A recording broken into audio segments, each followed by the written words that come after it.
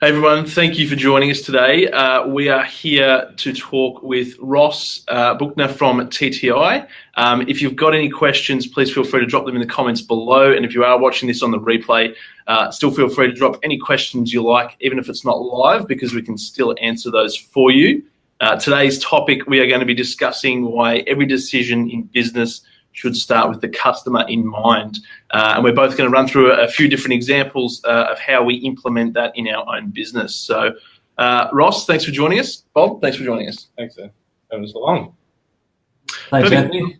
Ross, we might start with you, mate. If you could give us a little bit of an introduction and an overview of what you do at TransTank International. Yeah, thanks, Anthony. I appreciate the opportunity to join this discussion. I'm Ross Buchner, and I'm the General Manager here at TransTank International in Italia. We are rotational molders of poly tanks for liquid transport, and then we value add to them by fitting them out for all sorts of applications, firefighting and weed spraying. And yeah, I'm very passionate about this topic that we're going to speak about today, so look forward to the discussion. Excellent. And now I'll get Bob to introduce himself and tell us a little bit about what we do here at Gateway.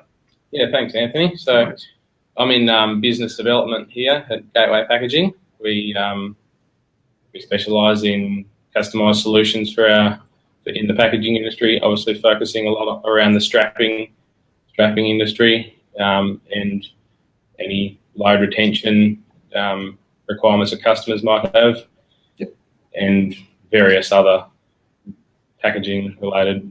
Lots of other products. Yeah, lots of other products that we do here, as you would know. So part of the team. Just to bring everybody up to speed as well, we work together obviously with TTI. What's some of the products we supply to TTI? Yeah, some of the products we supply to TTI is their printed heat shrink plastic that they wrap all their tanks and products with, along with a few other ancillary products, padded mailers and tapes and boxes and bits and pieces like that for smaller items. Perfect. Excellent. All right, let's jump straight into the topic for today, which is why every decision in business should start with the customer in mind. Ross, we'll throw to you, mate. What are your thoughts on the topic? Yeah, it's an interesting one, Anthony, because I don't think this has always been given the focus that it should have been given. And we live in an age now, I believe, where information is so free, and there's been this massive power shift from the seller to the buyer, really, and that the buyer is the customer. And as you know, our customers and as everyone watching would know, our customers just have so much ability now at their fingertips to share an experience that they get. So I just find in our business here, we can get so caught up in little improvements and process changes and things that we want to make internally. But if we write the big wording above all of that saying customer first, customer obsession, it kind of puts into perspective how we make those decisions. I don't know. Do you agree, Anthony? Yeah, look, definitely. It's obviously the customer is vital for the business. If we don't have the customers, we don't have a business. So, as a business owner, a lot of the times we can often feel like, we're always making decisions, but sometimes it might be more based on, what we would like for the business, and making sure that we keep the customer in mind when we're making those decisions.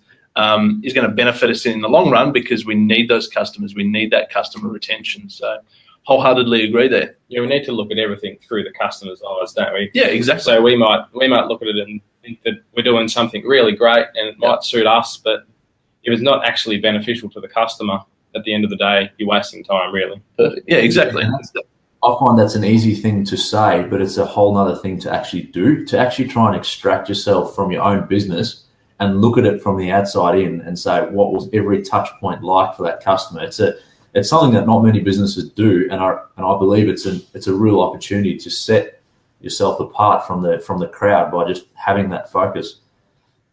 Yeah, and especially like with my background in marketing as well, that's such a big thing. I mean, you have a product or a service, and you can talk about it till the cows come home, but you have to be able to put yourself in the customer's shoes.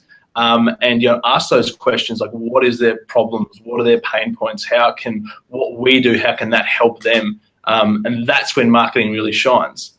So yeah, agree. Exactly. An interesting analogy we heard recently was in your value proposition. So in the pitch that you're giving to your customers, have you asked yourself the question, and we've had to ask ourselves this question, is what keeps our customer awake at night? So what are his pain points, as you said, and what are those things that he really lies there and worries about at night? Because what we do, what we offer, must answer those pain points, and that'll resonate. And that's really starting the whole business funnel with the customer at the top. That's good. Yeah. Perfect. Do you have a few examples for us, Ross, on the types of things you might have implemented with TTI, that run with that train of thought? Yeah, that's a good point. We'll take this exact scenario. In many cases, we're selling through resellers. So we sat there and said, in the context of our business, what keeps our dealers awake at night? And it was the concern that they'd wake up tomorrow and perhaps not be relevant in their own community. So the world might have moved on without them, and they no longer are relevant. So our value proposition needs to enhance their reputation in their own community. It needs to enhance their relevance. And that really, starting with that value proposition, and we've delivered that on many occasions to the whole team here at TTI. I've got them all together and said, guys, we know you may not touch the customer directly, but do you understand what we as a company are going out into the market and pitching? This is our pitch. If we can't deliver it, we're not keeping the customer at the front of every decision we make. And on that note, you said about an example. I went to an Amazon day recently, Amazon.com, and it was just very interesting. If you look up their leadership principles, the number one, I think it's of 12 principles, number one is customer obsession. So, a lot of businesses will say, we've got to deliver X net profit and X revenue, but their number one principle is customer obsession, and number 12 or number 14 or however many they are is deliver results. So they believe if they can get number one right, number 12 will be just a result of that. Yeah, exactly.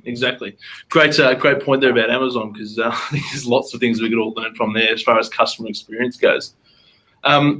Bob and I both got a few points here as well about the types of decisions and things that has been implemented here at Gateway that has that focus. Do you want to share a couple with us? Yeah, so a couple that we've put in place is the live chat feature on our website. We find that a lot of people want answers right there and then when they jump on our website. Don't necessarily want to get on the phone and ask the question. It's just as easy to hit the button. You get an answer straight away. One of the teams is always on the live chat feature, we're waiting to answer it. So those sort of things, they work well. Another thing that we do, when we visit a customer, we try and ask them, what's important to them. What do they, as Ross was saying before, what do they find are their pain points? What can we do to help them out? And we keep regular contact with them. You've got to keep in touch with your clients. Obviously, we do visits. We visit the customer, keep in contact by the phone, and always just trying to make their life easier for them as much as we can. Take the pain out of packaging if we can. Exactly. That's right.